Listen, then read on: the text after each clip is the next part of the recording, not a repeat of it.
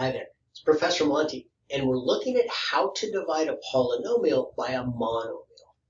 Okay, essentially we just break in individual fractions using the monomial on the bottom as each denominator.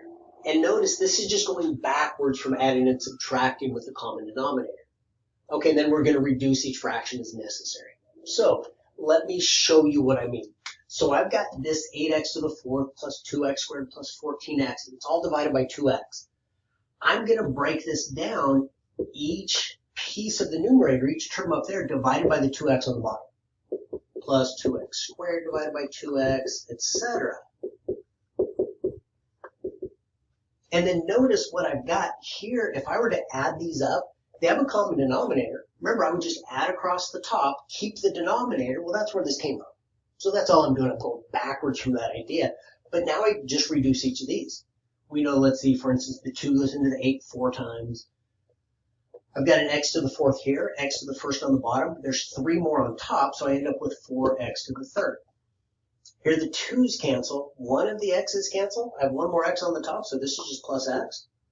And then here 2 goes into 14 7 times, so I get plus 7. And the x's cancel. I just get plus 7. And there's my answer. So just reduce each of those fractions individually after we break them up. All right, and this came out nice. They don't always come out so nice. Let's look at this one here. I'm going to do the same thing, break it up as individual fractions, x squared over 3x plus 6x over 3x plus 2 over 3x.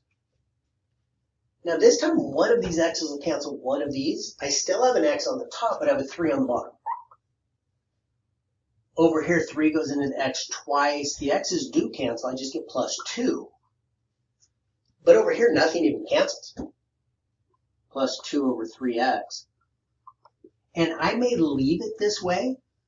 One thing you'll sometimes see, though, notice that's a 1x over 3. Sometimes you'll see them written as 1/3 x plus 2. Now be careful. Don't do the same thing here. The x is on the bottom.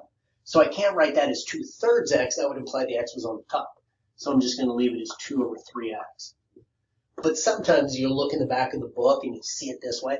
Hopefully, if you're taking a test, your instructor would accept either of these. But if they told you in class that they won't accept it, they want to see the fraction, make sure you do it, because they're the ones that are grading the test. They're the ones giving you the points. But that's the idea. Just break each fraction up into individual fractions with the denominator as each denominator, and then just reduce as appropriate.